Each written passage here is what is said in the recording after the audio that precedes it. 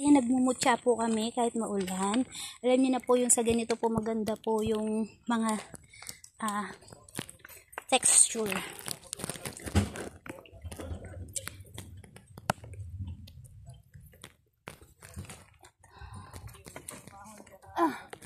Ito. Ayan po, mutya po tayo. Mga daplak at iba't ibang uri pa po ng mga mutya. Siyempre, grabe. Ganda. Ayan. Wow. Ayan po.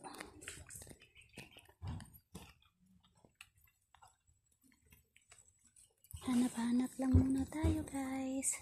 Dito po kasi may mga trabungko sa mga ganyan kasi mga naposin na sila ng matagal na panahon. Ang mga trabungko po ay natatagpuan po dyan sa ilalim po ng mga butas na ganyan. Ayan po, oh. Ayan. Swerte po natin pagka tayo nakatagpo talaga ng trabungko. Lalo na 100 years na halos yung mga iba na yan. Dahil po, napoposin na talaga sila, mga pinaglunggaan ng alupong. Mga alupong na itim. Yan, oh, grabe, nakakatakot, nakakakaba. Pero syempre, kailangan natin at tsaga-tsaga paghanap.